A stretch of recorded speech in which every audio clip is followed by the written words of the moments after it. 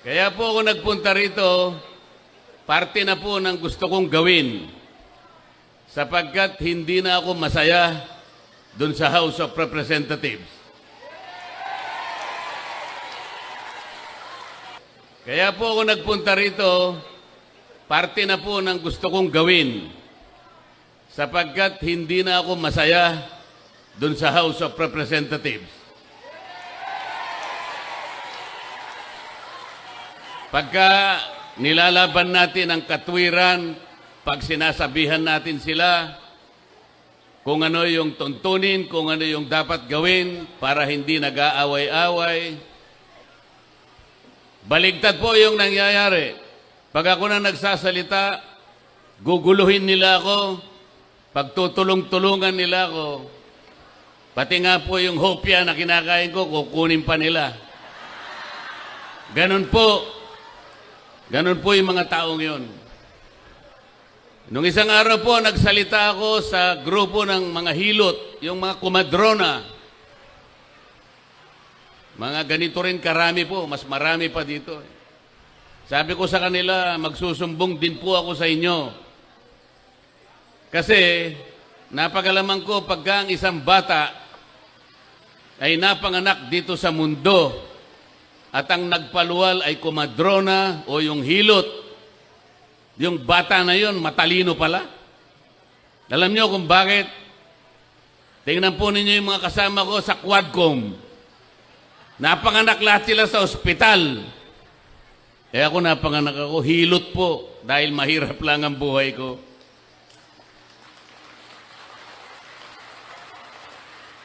Napanganak sa ospital, tingnan nyo, pumurol ang mga ulo. Sabi nila, magkaisa tayo. Gumawa sila ng manifesto. Kailangan kanya magkaisa tayo sa katapatan at paninindigan para alagaan natin ang ating bansa. Paanong pagkakaisa yon? Paanong magkakaisa ang isang bansa kapag ka ini-impeach mo ang Vice President? Hypocrisy. Nagpapanggap. Nagbabalat kayo. Ano po yung nagpapanggap sa Bisaya para ma-emphasis? Ha? Nagpakaroon ingnon. Oh, yun. Translator ko Sabi ko, pagtulungan natin, napakaraming problema ng bansa natin. Ang kuryente, napakataas ang kuryente sa bansang ito. 10 bills, power bills ang ipinail ko. Wala kahit isa ang dininig sa committee. Paano ba puro Quadcom na lang? Lahat ng panahon, lahat ng atensyon, binigay lahat sa Quadcom. Wala nang panahon para dinggin yung mga panukalang batas na makakabuti sa tao. Ano po ba ang layunin ng ating batas sa kuryente na ginawa 23 years ago? What is the objective of that law that was enacted in 2001 or 23 years ago? To ensure the delivery of quality and reliable and affordable rates of electricity in this country. So pag sinabi mong secure and reliable, walang brownout. Pag sinabi mong affordable, abot kaya. Abot kaya. Sa Bisaya, barato. O yan, nakita nyo naman. Hindi mo alam yon, Senador Philip Salvador. Yon ang pangunahing layunin. Pero hanggang ngayon, after 23 years, abot kaya ang kuryente, abot langit. Tinanggal nila ako sa Committee on Energy. Pag sinasabi ko, walang hustisya ang ginagawa natin, you are not following the rule of law. Tinanggal nila ako sa Justice Committee. Kasi i-impeach nila yung Vice President. Para hindi na ako siguro makasali tinanggal nila ako sa Justice Committee. Ang sabi ko sa kanila, yun ang akala nyo. Subok-subukan ninyo na i-impeach ang Vice President. I will suggest to her that she should engage me as her defense counsel. Yehey! Kasi mali na po ang nangyayari. Wala nang ustisya. Sabi ko sa kanila,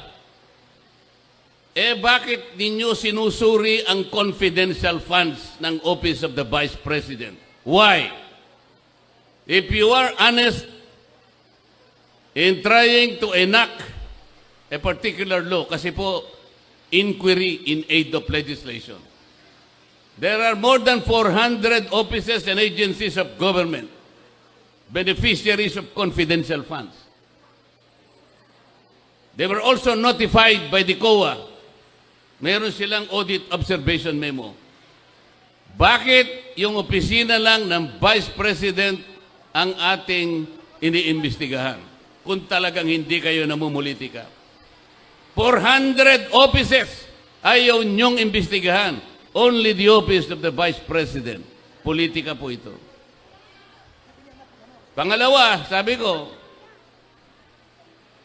yung pag-audit, yung pag-examine ng mga papel, ng mga reports about public expenditures, ito po'y trabaho ng COA.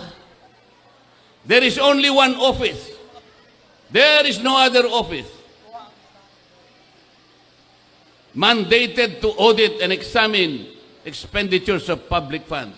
Only the Commission on Audit. Ang sabi ko, bakit po natin ginagawa ang trabaho ng COA? Kayo naman, Commission on Audit, bakit nyo sinurrender ang inyong tungkulin? Meron pong problema dito, sabi ko. Nilalabag natin ang saligang batas. What was delegated can no longer be delegated. Kaya lang po pag ako nagsasalita ng ganito, pinapaalala ko sa kanila, tinuturuan ko sila, ang pinasasagot nila sa akin, yung mga magugulo. Guguluhin nila ako. Hindi sila makikipagdebate. Ang gagawin nila, manggugulo lang. Pagkatapos, papatayin nila yung aking mic. Papatayin nila. Ganito po ang nangyayari sa ating bansa. Sa ngayon po, nakakaawa ang kalagayan ng ating bansa. Napakamahal po ng kuryente, napakamahal ng presyo ng bilihin, napakamahal pa rin ng tubig. Ganyan po. Walang tumitingin dyan. Ang gusto lamang nilang gawin, mag-hearing ng mag-hearing sa Quadcom. Ang Quadcom, wala silang ibang subject matter, kundi i-prosecute ang dating Pangulo ng Republika ng Pilipinas. Nakakahiya po ang kanilang ginagawa. Kaya sabi ng mga kasama ko, total magulo na kayo diyan, lumipat ka na lang sa Senado. Pumunta ka sa Barangay Taloma proper. Magpatulong kayong dalawa ni Philip Salvador.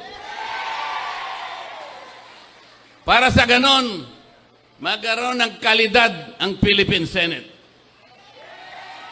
Tingnan po nyo ang Senado ngayon. Tingnan nyo ang Senado ngayon. Kumbaga sa niluto, hindi mo malaman kung anong klaseng luto. Kilala nyo naman kung pabalik-balik na lang sila dyan.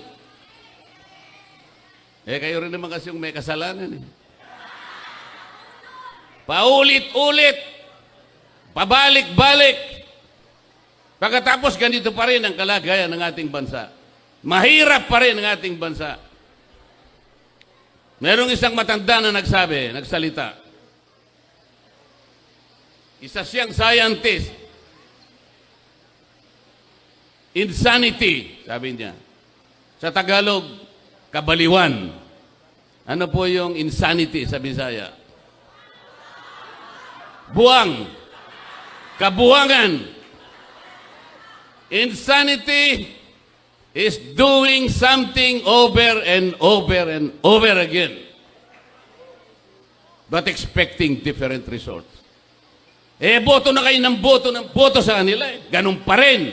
Hindi tayo makakakuha ng resultang mabuti para sa ating bansa.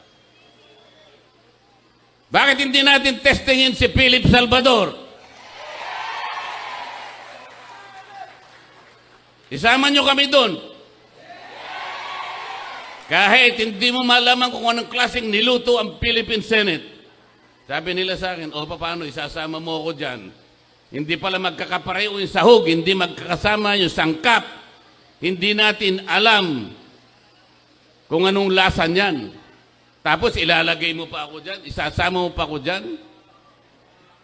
Hindi po kanya, ganito po ang gagawin natin.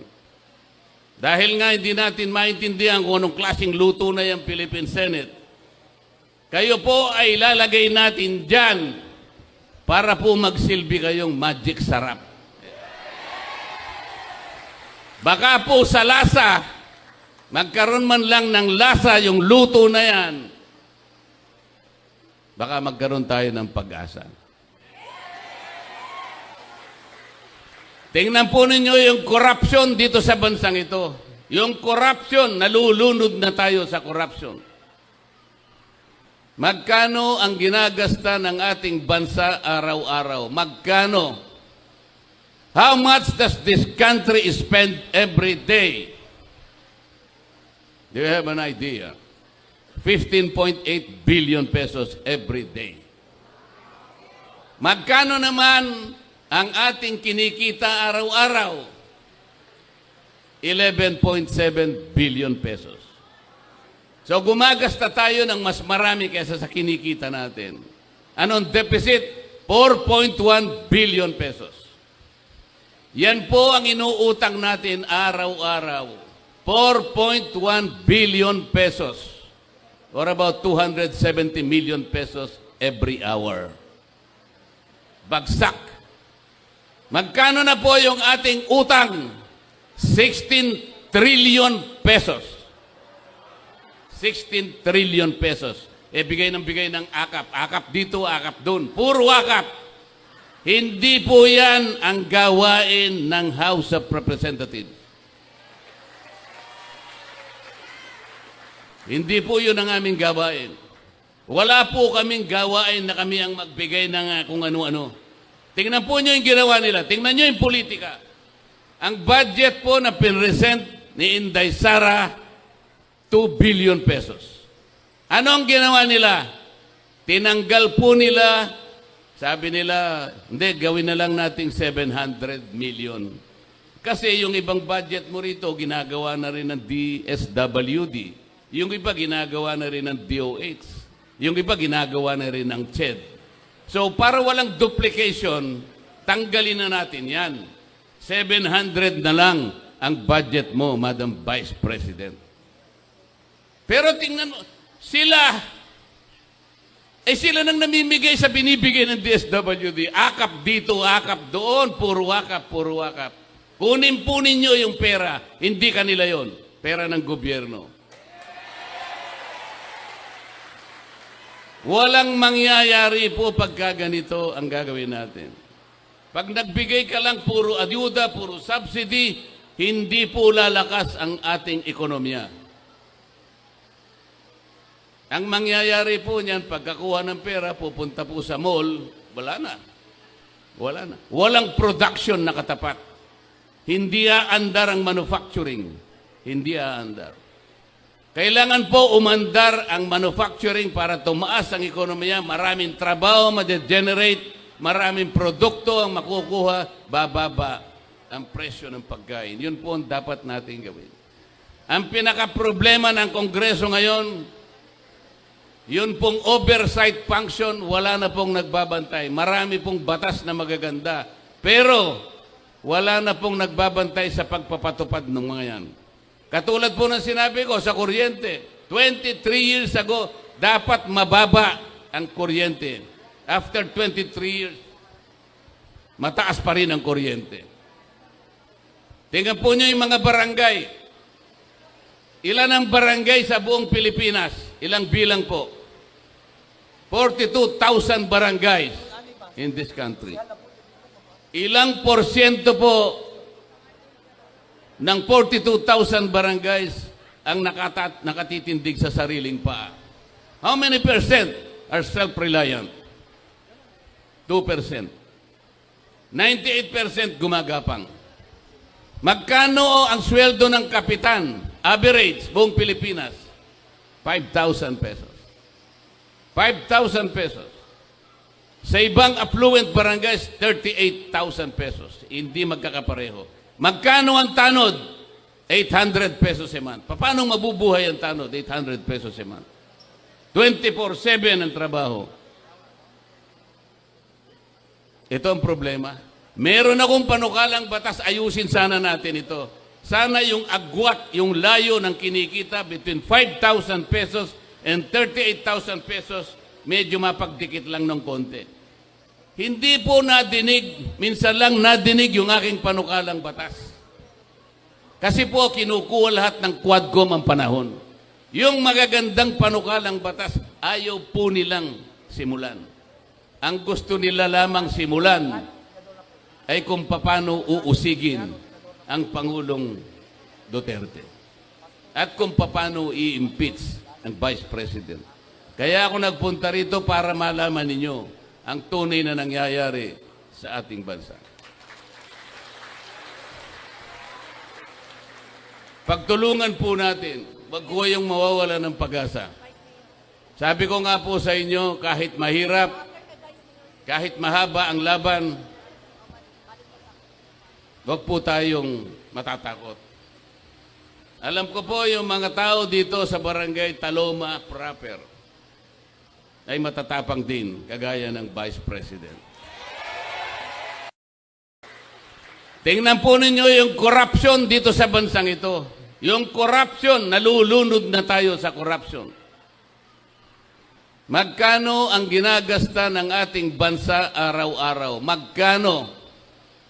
How much does this country spend every day? Do you have an idea?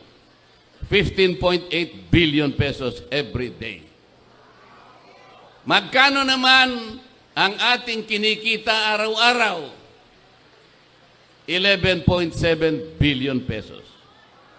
So gumagasta tayo ng mas marami kaysa sa kinikita natin. Anong deficit? 4.1 billion pesos.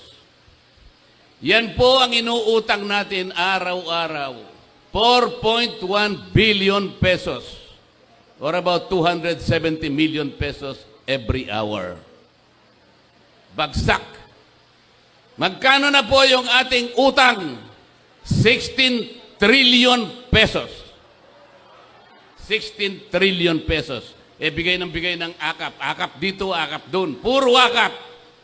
Hindi po yan ang gawain ng House of Representatives. Hindi po yun ang aming gawain. Wala po kaming gawain na kami ang magbigay ng kung ano-ano. Tingnan po nyo yung ginawa nila. Tingnan nyo yung politika. Ang budget po na pinresent ni Inday Sara, 2 billion pesos. Ano ang ginawa nila? Tinanggal po nila, sabi nila, hindi, gawin na lang nating 700 million. Kasi yung ibang budget mo rito, ginagawa na rin ng DSWD. Yung iba ginagawa na rin ng DOH. Yung iba ginagawa na rin ng CHED. So para walang duplication, tanggalin na natin yan. 700 na lang ang budget mo, Madam Vice President. Pero tingnan mo, sila nang namimigay sa binibigay ng DSWD. Akap dito, akap doon, puro akap, puro akap. Kunin po ninyo yung pera, hindi kanila yon, pera ng gobyerno. Walang mangyayari po pagka ganito ang gagawin natin. Pag nagbigay ka lang puro ayuda, puro subsidy, hindi po lalakas ang ating ekonomiya. Ang mangyayari po niyan, pagkakuha ng pera, pupunta po sa mall, wala na. Wala na. Walang production na katapat. Hindi aandar ang manufacturing. Hindi aandar. Kailangan po umandar ang manufacturing para tumaas ang ekonomiya, maraming trabaho ma-generate, maraming produkto ang makukuha, bababa ang presyo ng pagkain. Yun po ang dapat natin gawin. Ang pinaka-problema ng Kongreso ngayon, yun pong oversight function, wala na pong nagbabantay. Marami pong batas na magaganda. Pero, wala na pong nagbabantay sa pagpapatupad ng mga yan. Katulad po ng sinabi ko sa kuryente, 23 years ago, dapat mababa ang kuryente. After 23 years, mataas pa rin ang kuryente. Tingnan po nyo yung mga barangay. Ilan ang barangay sa buong Pilipinas? Ilang bilang po? 42,000 barangays in this country. Ilang porsyento po ng 42,000 barangays ang nakatitindig sa sariling paa? How many percent are self-reliant? 2%. 98% gumagapang. Magkano ang sweldo ng kapitan? Average, buong Pilipinas, 5,000 pesos. 5,000 pesos. Sa ibang affluent barangays, 38,000 pesos. Hindi magkakapareho. Magkano ang tanod? 800 pesos a month. Paano mabubuhay ang tanod? 800 pesos a month. 24/7 ang trabaho. Ito ang problema. Meron akong panukalang batas, ayusin sana natin ito. Sana yung agwat, yung layo ng kinikita between 5,000 pesos and 38,000 pesos, medyo mapagdikit lang ng konti. Hindi po nadinig, minsan lang nadinig yung aking panukalang batas. Kasi po kinukuha lahat ng Quadcom ang panahon. Yung magagandang panukalang batas, ayaw po nilang simulan. Ang gusto nila lamang simulan ay kung paano uusigin ang Pangulong Duterte at kung paano i-impeach ang Vice President. Kaya ako nagpunta rito para malaman ninyo ang tunay na nangyayari sa ating bansa. Pagtulungan po natin, wag ko yung mawawala ng pag-asa. Sabi ko nga po sa inyo, kahit mahirap, kahit mahaba ang laban, wag po tayong matatakot. Alam ko po yung mga tao dito sa barangay Taloma proper ay matatapang din, kagaya ng Vice President.